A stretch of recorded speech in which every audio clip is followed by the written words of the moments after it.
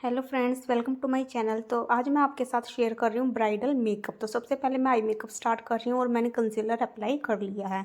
अब इसको मैं करूँगी ब्यूटी ब्लेंडर की हेल्प से अच्छे से ब्लेंड। आपको ब्यूटी ब्लेंडर एकदम सॉफ्ट हाथ से चलाना है, इसको अच्छे से आपको ब्लेंड कर देना है टाइम लेते हुए। इसके बाद मैं लूज़ पाउडर की हेल्प से इसको कर रही हूँ सेट। लूज़ पाउडर भी लगाना काफ़ी ज़्यादा ज़रूरी है, वरना आपकी आई मेकअप में क्रीज आने के चांसेस रहते ही रहते हैं। देन मैंने ब्राउन और पीच शेड को मिक्स किया है और उसको मैं क्रीज एरिया से ऊपर अप्लाई कर रही हूँ। बेसिकली आप बोल सकते हो सॉकेट एरिया। तो साथ में ही मैं उसको आउटर कॉर्नर पे भी डिपॉजिट करूँगी। पहले मैं कलर डिपॉजिट करती हूँ, देन मैं उसको ब्लेंडिंग देती हूँ। आप सर्कुलर मोशन में ब्लेंडिंग दे सकते हो। ब्लेंडिंग आपकी काफ़ी ज़्यादा अच्छी होनी चाहिए, जिससे आपका जो आई मेकअप है वो काफ़ी ज़्यादा सॉफ्ट लगता है। ब्लेंडिंग में आपको जल्दबाजी नहीं करनी है, आपको कलर को बिल्ड करना है, ना कि उसको एकदम से बस रख देना है। ये देखिए सॉफ्ट हाथ से आराम आराम से आपको ब्लेंड करना है। उसके बाद मैंने छोटा ब्लेंडिंग ब्रश ले लिया है और छोटे ब्लेंडिंग ब्रश की हेल्प से मैं डार्क ब्राउन शेड लूँगी और उसको आउटर कॉर्नर पे और क्रीज एरिया पे ब्लेंड करूँगी। इससे क्या होगा, आपकी आई को डेप्थ मिलेगी और आउटर कॉर्नर से आपका जो आई मेकअप है वो काफ़ी ज़्यादा, या फिर आप बोल सकते हो आपकी जो आई है वो एलोंगेटेड नज़र आएगी। अब आज मेरा बिल्कुल भी मन नहीं था कि मैं इनको मोटा लाइनर दूं, तो इसलिए मैंने क्या किया, मैंने डार्केस्ट ब्राउन शेड उठाया अपनी पैलेट से और मैं इसको लाइनर जहाँ पे लगाते हैं वहाँ पे पहले अप्लाई करूँगी। देन मैं इसको हल्की हल्की सी ब्लेंडिंग दे दूँगी, जिससे जो इसकी हार्शनेस है वो ख़त्म हो जाएगी और हमारा जो आई मेकअप होगा वो काफ़ी ज़्यादा सॉफ्ट उभर के आएगा।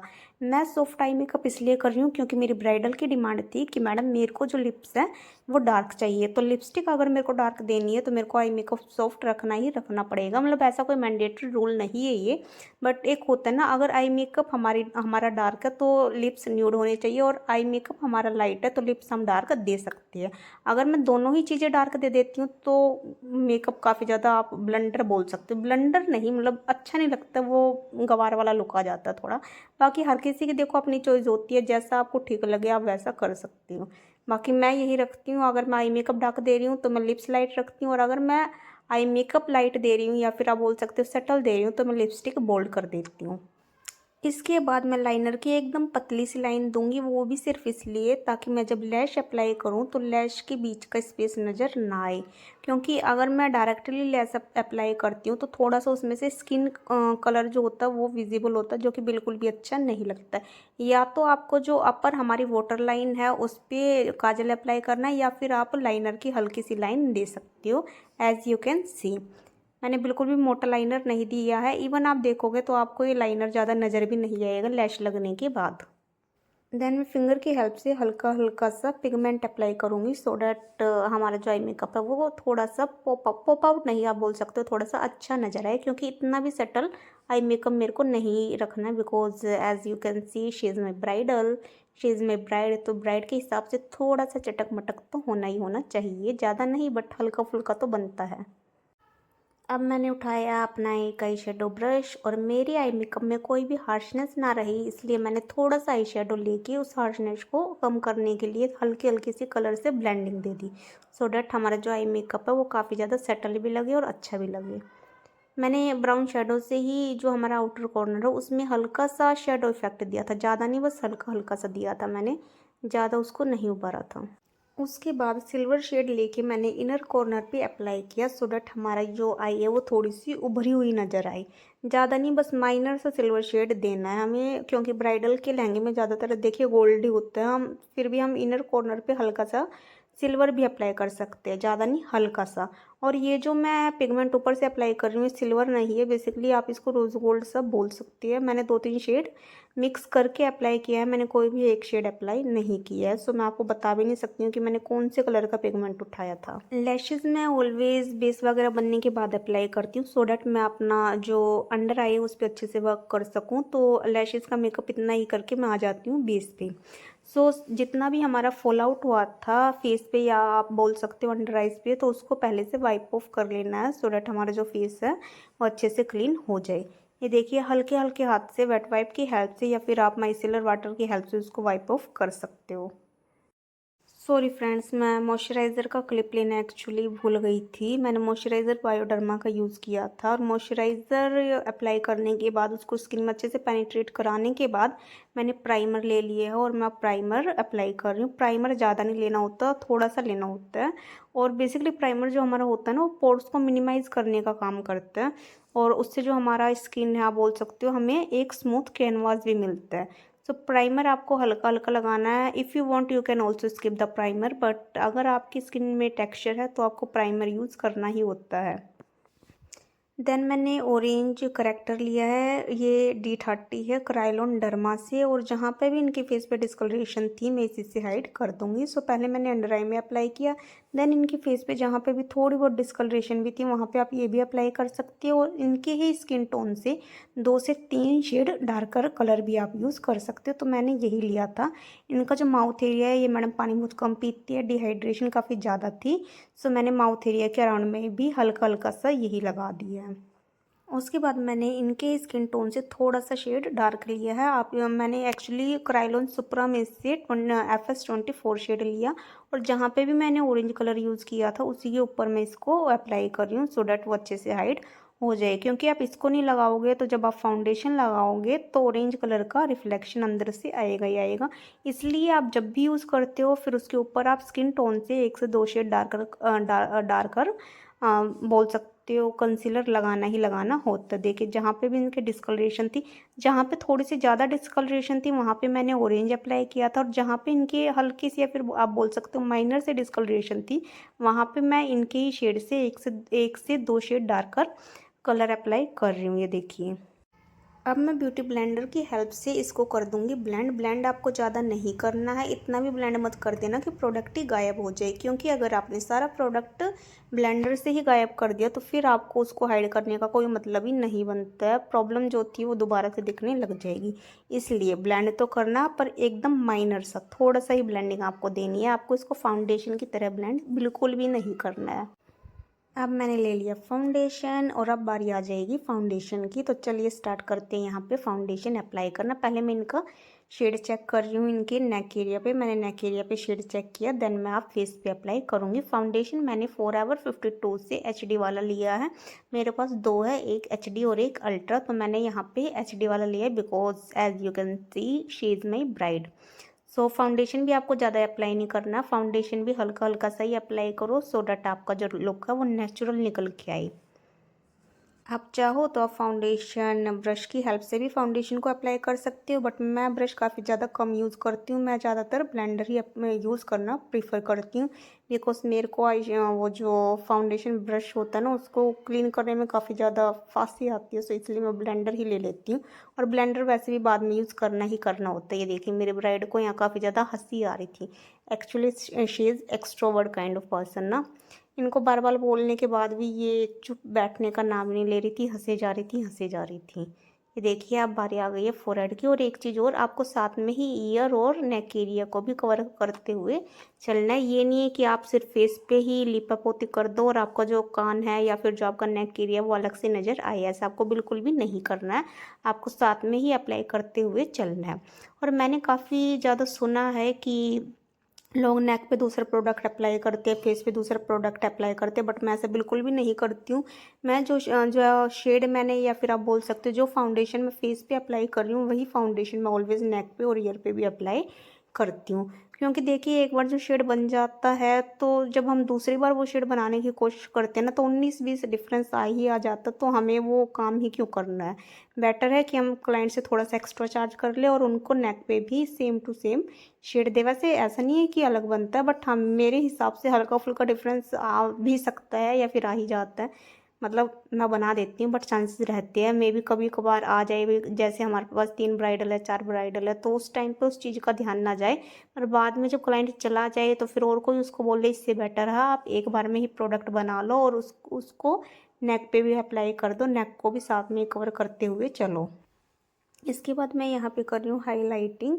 तो हाइलाइटिंग भी मैंने फॉरएवर 52 के प्रोडक्ट से ही की है। ज़्यादा हाइलाइटिंग नहीं करनी है, नॉर्मली करनी है आपको, क्योंकि ज़्यादा हाइलाइटिंग भी अच्छी नहीं लगती है। आप मेकअप कीजिए बट नेचुरल कीजिए तो ज़्यादा अच्छा लगता है। तो पहले मैंने अंडर आई पे हाइलाइटिंग की, देन मैंने थोड़ा सा चिन एरिया पे, थोड़ा सा नोज़ पे और थोड़ा सा फोरहेड पे। अगर आपका फोरहेड काफ़ी ज़्यादा ब्रॉड है तो आप स्किप भी कर सकते हो, बट यहाँ पे मेरे क्लाइंट का फोरहेड काफ़ी ज़्यादा छोटा था तो इसलिए मैंने सेंटर पे हाईलाइटिंग इनको दे दी है। पहले मैंने ब्रश की हेल्प से प्रोडक्ट लगा लिया जहाँ पे मेरे को उसको प्लेस करना है, देन मैंने ब्यूटी ब्लेंडर की हेल्प से इसको ब्लेंड कर लिया है। ब्लेंडिंग आपको काफ़ी अच्छे से देनी है। और हाँ, जो आप ब्यूटी ब्लेंडर ले रहे हो तो आपको ये ध्यान रखना है, जिस साइड से आपने फाउंडेशन ब्लेंड किया था उस साइड से आपको कंसीलर ब्लेंड बिल्कुल भी नहीं करना है।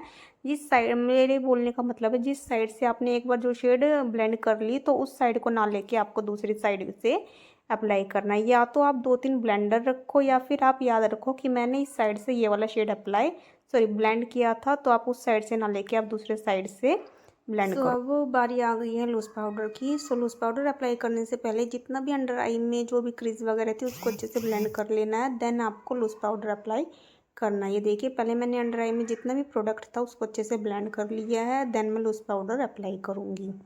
लूज़ पाउडर पहले मतलब पाउडर पफ में आपको लेना है, देन उसको अपने हाथ पे अच्छे से थोड़ा सा मिनिमाइज़ कर लेना है। आपको ज़्यादा भी लूज़ पाउडर नहीं लगाना है और इतना कम भी नहीं लगाना है कि आपका बेस अच्छे से सेट हो ही ना। ये देखिए, पाउडर की हेल्प से मैं अच्छे से अपने बेस को लॉक कर रही हूँ। मैंने माउथ एरिया के अराउंड भी अच्छे से बेस लॉक कर दिया है और क्लाइंट को बोलो कि लिप लॉक करे, जिससे आपका जो फाउंडेशन भी अच्छे से लगता है नोज़ एरिया के अराउंड में, और जो हमारा लूज़ पाउडर है वो भी काफ़ी ज़्यादा अच्छे से लगता है। ये देखिए, नोज़ के जो कॉर्नर होते हैं वहाँ पे बहुत बार जो होता है बेस वगैरह रह जाता है, प्रोडक्ट पहुँच नहीं पाता है, सो इसलिए लिप लॉक करा के और वहाँ पे अच्छे से कर देना है। पाउडर लॉकिंग के बाद मैं दोबारा से आ गई हूँ आईज पे, और यहाँ पे मैं जेल लाइनर की हेल्प से इसको लोअर वाटर लाइन पे अप्लाई कर रही हूँ एज अ काजल। आप काजल भी अप्लाई कर सकते हो, बट मैं most of the time jail liner he apply करती हूँ काजल की जगह पे, बिकॉज ये काफ़ी ज़्यादा लॉन्ग लास्टिंग रहता है और इसका पिगमेंट भी काफ़ी ज़्यादा उभर के आता है। ये एकदम जेड ब्लैक ही लगता है, जेड ब्लैक लगता नहीं है, जेड ब्लैक होता है। इसलिए मैं जेल लाइनर ही अप्लाई करती हूँ लोअर वाटर लाइन पे भी, और अपर वाटर लाइन पे अप्लाई करना होता है तो अपर वाटर लाइन पे भी मैं ये जेल लाइनर ही अप्लाई कर देती हूँ। अब मैंने लाइट ब्राउन शेडो लिया है, छोटा ब्लेंडिंग ब्रश लिया है और उससे मैंने आइज़ का जो अंडर आई में जो लोअर लिड है उस पर अप्लाई कर दिया, ब्लेंड कर दिया बेसिकली यू कैन से।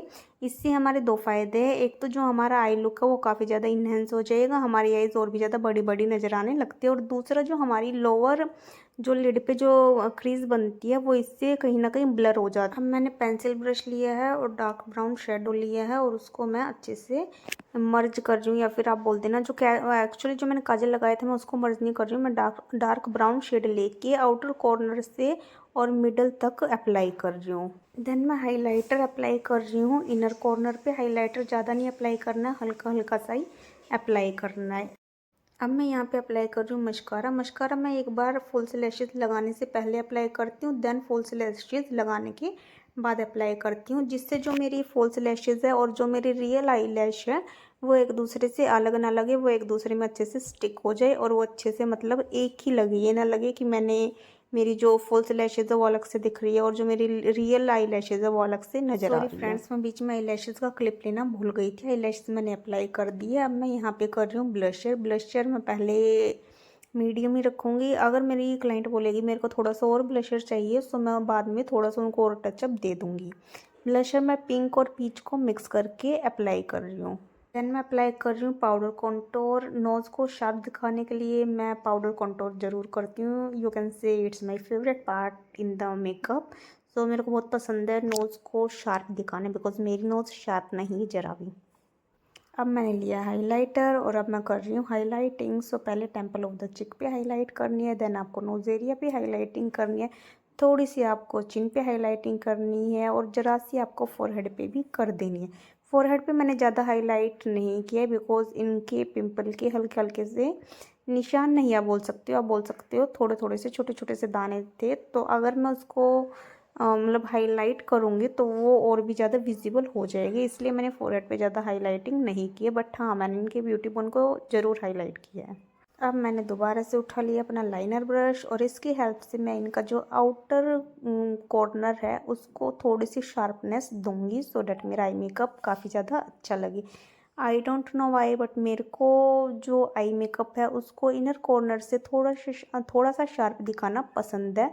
तो इसलिए मैं जो हमारा ये इनर कॉर्नर होता है उस पर हल्का सा शार्पनेस का पॉइंट देती ही देती हूँ। मतलब हमेशा नहीं देती हूँ but most of the time दे देती हूँ। It's depend on my mood. जो मैंने फॉल्स लैशेस लगाई थी उसका बैंड कहीं ना कहीं विजिबल होता है, इसलिए मैं एक बार उस पर भी लाइनर की कोटिंग कर देती हूँ ताकि हमें जो हमारी फॉल्स लैशेस है उसका बैंड अलग से ही विजिबल ना हो। चलिए चलिए चलिए, अब हम आ गए हैं लिपस्टिक पे। तो उसके लिए मैंने अपना लिपस्टिक ब्रश उठा लिया है और लिपस्टिक की ही हेल्प से मैं लिप्स को शेप दे देती हूँ। मैं कोई भी पेंसिल यूज़ नहीं करती हूँ शेप के लिए, मैं डायरेक्ट लिपस्टिक से ही शेप देती हूँ। तो पहले मैंने शेप दी है, देन मैंने जो भी उसका इनर एरिया था उसमें लिपस्टिक फिल कर दी है। शेप अभी मैंने अच्छे से नहीं दी है, कहीं आप सोचो कि बस शेप हो गई, हुई नहीं है। पहले मैं हल्का सा अंदर भी फिल करके देन जो भी हमारी कमी होगी 19-20 वो मैं अच्छे से अप्लाई बोल सकते हो पूरी कर दूँगी बेसिकली। तो जैसे मैंने नीचे किया था वही सेम मैं ऊपर कर रही हूँ। पहले मैं शेप दूंगी देन मैं सेंटर में अप्लाई कर दूंगी, या फिर आप बोल सकते हो जो भी इनर एरिया होगा उसमें फिल कर दूंगी। लिपस्टिक मैंने रेड कलर का लिया था और ये काफ़ी ज़्यादा अच्छा लग रहा था। एक्चुअली मेरी क्लाइंट की ही डिमांड थी कि मैडम मेरे को रेड लिपस्टिक चाहिए। और हाँ, आप ये मत सोचना कि लाइनर मैं ऐसे छोड़ूंगी, लाइनर में जो भी हल्का फुल्का डिफरेंस है वो मैं लास्ट में क्लियर कर देती हूँ। ये देखिए लिपस्टिक हमारी हो रही है कंप्लीट और लिपस्टिक से ही हमारे जो फेस है जो मेकअप है उसका प्रॉपर लुक आता है। लिपस्टिक से पहले अगर आपका क्लाइंट बोलता है कि बेस ज़्यादा हैवी हो गई ये है वो, तो अब बाकी काम छोड़िए और पहले लिपस्टिक अप्लाई कर दीजिए डायरेक्ट बेस बनाने के बाद। ब्लशर व्लशर आप बाद में भी अप्लाई कर सकते हो। तो ये देखिए कितने प्यारे लग रहे हैं ना मेरी ये ब्राइड के लिप्स, है ना, अच्छे लग रहे हैं ना, एकदम होटी होटी हॉट ब्राइड। अगर आपको ये ट्यूटोरियल पसंद आया please let me know in the comment section. अगर आपको ट्यूटोरियल पसंद आया तो प्लीज़ मेरे को कमेंट में ज़रूर बताएं ताकि मैं आगे भी